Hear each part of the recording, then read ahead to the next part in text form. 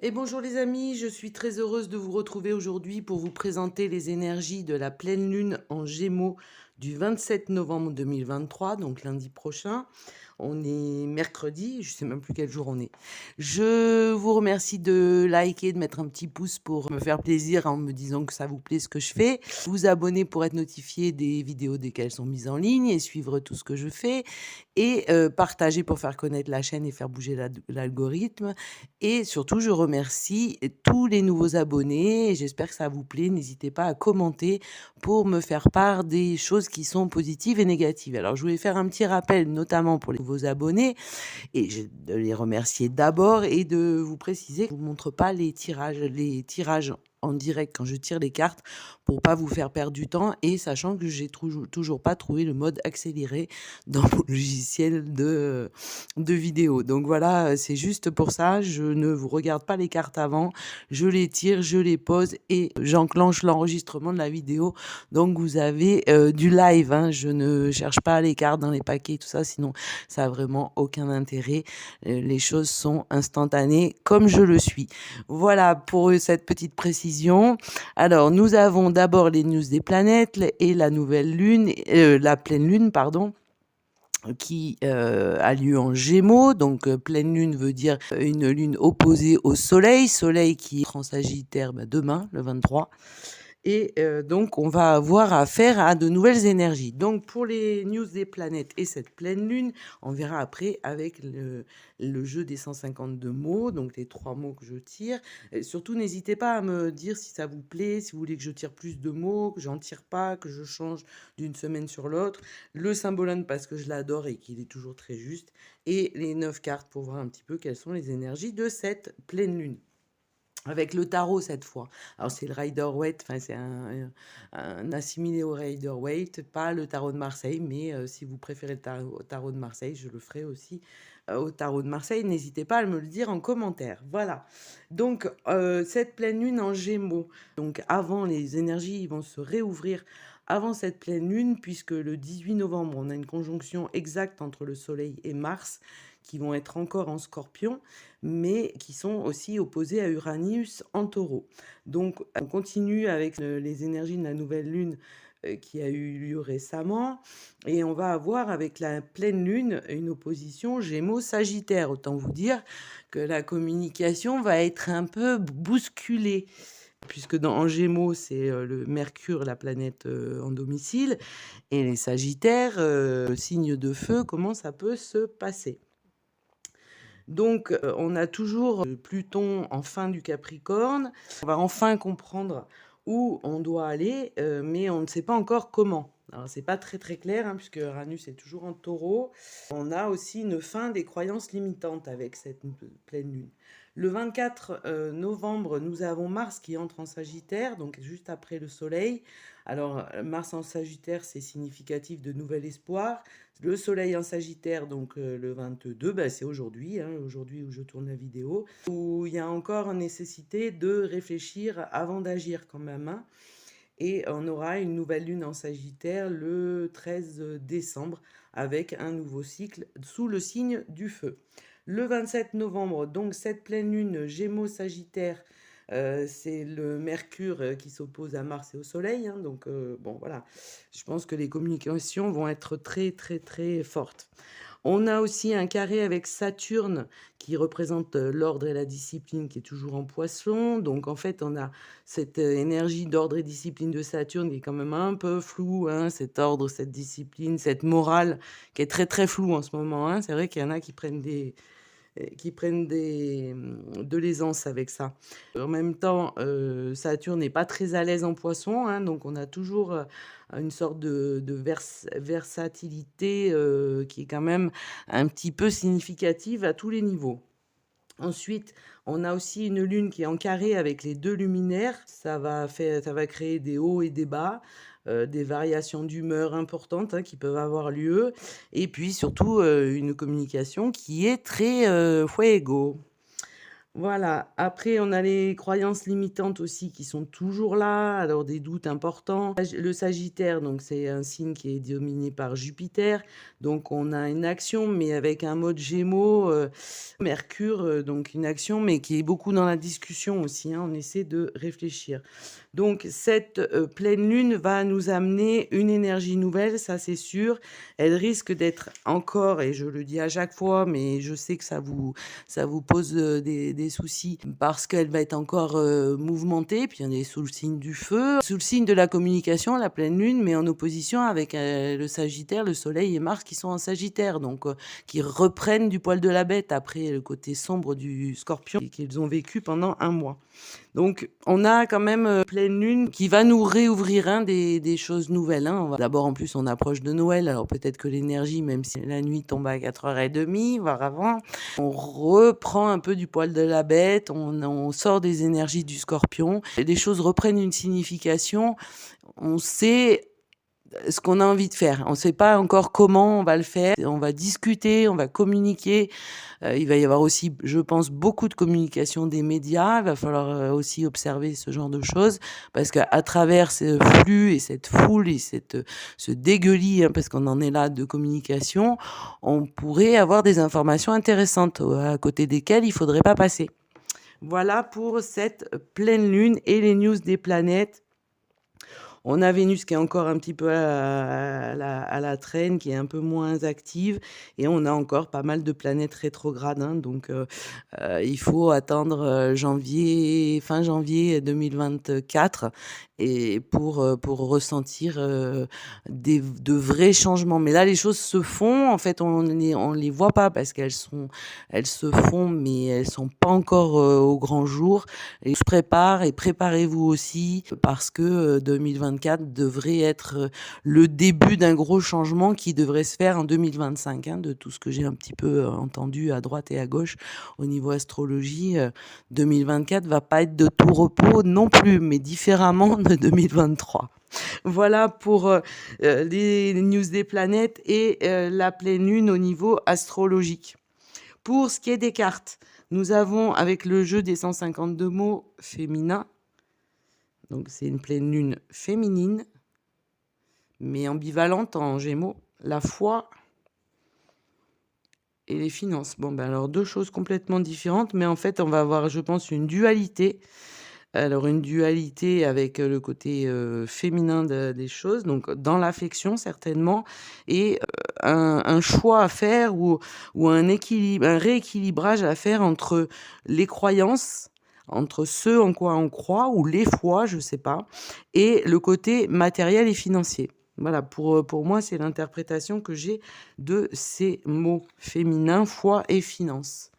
Le symbolone, nous avons l'expression, la discussion, je vous en parlais, hein, avec le Cancer et le Gémeaux, donc la Lune et Mercure. Donc cette carte nous parle de discussion sur les sentiments, la psychothérapie ou psychanalyse, l'entrée en contact avec les sentiments, la relation entre la tête et le ventre. C'est ce que je vous disais un petit peu, la relation entre le spirituel et le matériel. Donc avec cette carte, le symbolone nous dit: tu préfères la superficialité et souhaiterais ne rien savoir sur tes sentiments. Tu fais tout pour ne pas en tenir compte et pour ne pas les exprimer. Cependant, tu sais depuis longtemps ce que tu devrais aborder.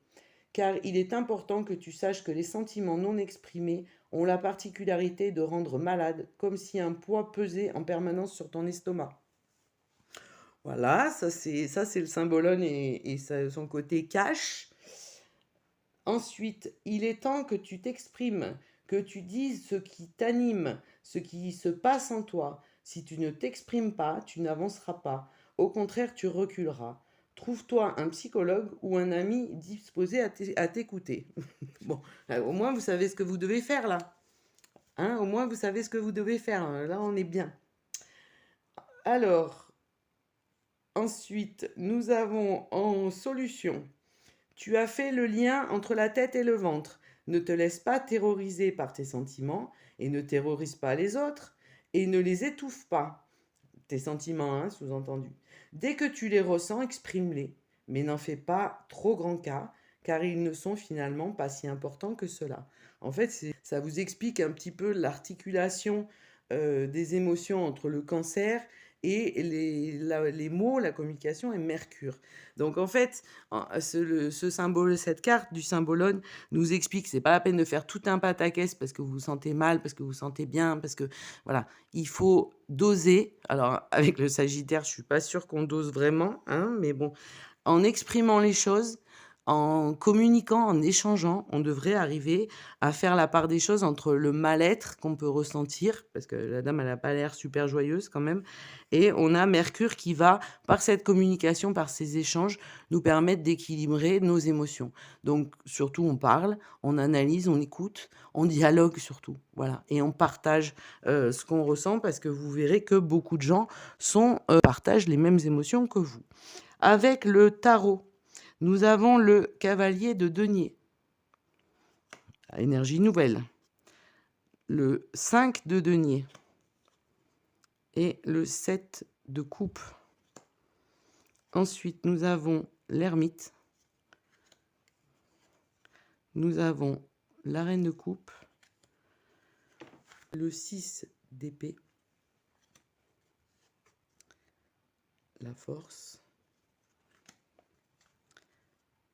la tour, ok, tout va bien, et le roi de denier. Eh ben voilà, on a aussi beaucoup de matériel, beaucoup d'émotions.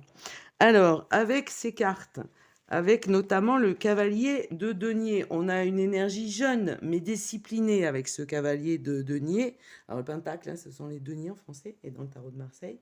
Mais on a quelqu'un donc qui va nous apporter des nouvelles, qui va combiner des choses, qui est très matérialiste quand même, qui développe le développement matériel, réfléchir avant l'action quand même. Il est méthodique, mais c'est quand même quelqu'un qui a peur du changement s'il sort de sa routine. Donc c'est peut-être un peu cette colonne, l'état d'esprit dans lequel on était, l'ermite, la volonté de rechercher la lumière en soi, le repli sur soi volontaire, et une recherche humaniste, la méditation, laisser le temps au temps, et un isolement voulu. Mais on a une énergie du Sagittaire quand même, donc c'était volontaire et c'est expérimenter quelque chose de nouveau. Donc ça, c'est certainement aussi l'énergie que l'on avait enfin c'est un mélange de l'énergie passée avec cette reine de coupe aussi. Donc la reine de coupe qui nous parle de dévouement, de générosité du cœur, d'honnêteté, d'un pouvoir et d'une autorité, mais affective, donc qui prend en compte le côté humain, qui accepte les choses telles qu'elles sont et qui veut bien forcer le destin, mais qui a un but. Et c'est aussi une affection solide. Donc peut-être que vous avez retrouvé un équilibre avec vous-même en vous isolant avec l'énergie matérielle. Alors, la nouveauté, je dirais qu'en fait, c'est une analyse matérielle différente qui vous a poussé à prendre du recul et à vous isoler et à réfléchir sur vous. Et tout ça dans la bienveillance et l'énergie de la reine de coupe qui est très bienveillante. Après, avec le 5 de denier, il y a une espèce d'ignorance, de plan sur la comète, on ne sait pas quoi faire, mais on va vers une évolution favorable.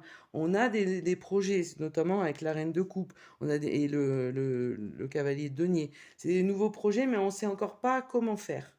Donc, on se plaint, on se lamente, on réfléchit, on n'est pas bien. On a un peu le pendant de la carte du symbolone. Avec le 6 d'épée, alors là, avec le 6 d'épée, on est au summum je suis meurtri, je me plains. On a aussi cette espèce de dualité entre le matérialisme pardon, et le spirituel, les angoisses, la tension psychique, voire la dépression, mais on décide aussi quand même de ne plus se laisser faire. Et on a aussi un sentiment, souvent cette carte elle sort quand on a une hypocrisie qui règne autour de soi, ou socialement, hein, vous voyez ce que je veux dire? Donc en fait, peut-être qu'on nous fait apparaître qu'il y a des choses nouvelles, mais on a quand même pris du recul et donc on ne se laisse pas faire par ces éléments-là. D'autant qu'on a la force. Donc la force qui, là, donc, est la carte 8, c'est Vénus et la balance, c'est la puissance féminine, c'est de prendre aussi une décision importante, de savoir où on va, mais tout ça en sagesse. On a une énergie qui est canalisée dans un but bien précis, mais qui se laissera pas faire. Donc la réflexion, elle s'est portée sur le côté bienveillant, sur le côté humain, et donc on part avec une force, mais une force du destin, une énergie qui est solide, qui va vers quelque chose, qui va sans compromis. C'est la force féminine, c'est-à-dire avec la douceur de la féminité et l'énergie puissante. On a pris une décision, on sort de ce climat un petit peu de retrait, puis de plainte, de je n'y arrive, c'est pas bien, on n'est pas bien, gna gna gna gna gna gna. En même temps, si on fait rien, il n'y a rien qui change. Donc, on sort de ce climat, et d'autant qu'on a aussi l'aspect de cette très belle carte, le 7 de coupe, le 7 de coupe qui nous parle quand même de fantasmes, d'espérances déçues, de choses un peu illusoires auxquelles on a rêvé, mais qui nous amènent vers des choses positives quand même. On sort de tout ça, on va vers le bonheur et les joies, la fin des peines, et on a quand même un côté positif parce qu'on sort de l'illusion et donc on se rend compte de la réalité. Hein, voilà, donc certainement grâce au travail que l'on a fait jusqu'à maintenant en tant qu'ermite. Et tout ça, de sortir de tout ça et avec la force du destin, nous avons la tour avec la carte 16, arcane majeur, parce qu'on a quand même 3 arcanes majeures sur ce tirage. La tour, on va tout changer. On va tout changer. La tour, c'est Dieu qui remet les hommes à leur niveau, à leur juste niveau, qui leur explique que c'est pas quelques-uns qui peuvent prendre le pouvoir, que c'est pas eux, hein, la tour, la maison de Dieu pour le tarot. Il faut sortir de l'excès. La matière qui est au service d'elle-même, ça, c'est pas la peine. C'est pas la peine. Les hommes sont déchus. Dieu les remet à leur place. La puissance spirituelle, un grand nettoyage, une nouvelle vie, une grande remise en cause et des changements.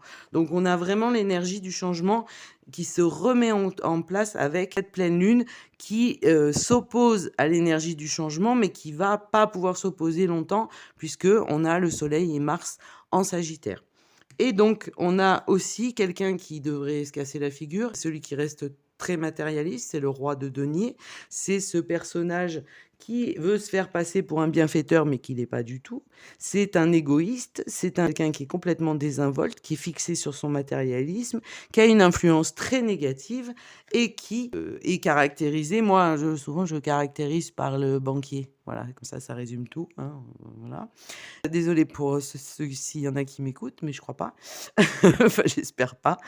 On a vraiment un personnage compliqué, quoi. Après, ce personnage aussi, dans un autre contexte, et si il y a une action vraiment forte, une action sociale qui se met en route avec la tour, ce qui est possible, hein, on peut aussi avoir, à travers ce roi de denier, un personnage qui porte un uniforme.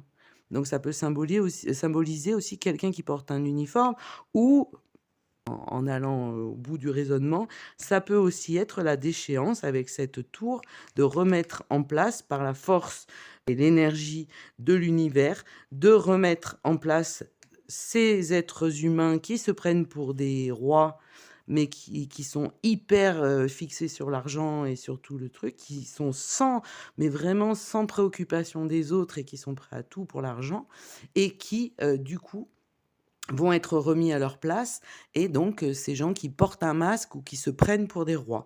Voilà pour les énergies de cette pleine lune. On repart sur des énergies de feu, hein, avec le signe du Sagittaire. On a cette pleine lune donc qui est en opposition au Soleil et à Mars qui sont en Sagittaire le 27, enfin qui sont en Sagittaire à partir du 22-23, et cette pleine lune du 27 qui va s'opposer, mais qui elle est en Gémeaux, donc qui va essayer de discuter. Donc on devrait avoir quand même un retour des énergies de feu, donc un regain d'énergie pour tout le monde et ça, ce sera le bienvenu pour moi la première. Et ensuite, une communication, un dialogue qui devrait, s'ouvrir. Voilà pour les énergies de la pleine lune de lundi prochain, le 27 novembre. Je vous remercie de votre écoute. N'hésitez pas à liker, à commenter, à vous abonner. Ce sera avec grand plaisir et je vous souhaite une très, très belle pleine lune et je vous dis à dimanche pour les énergies de la semaine. Au revoir.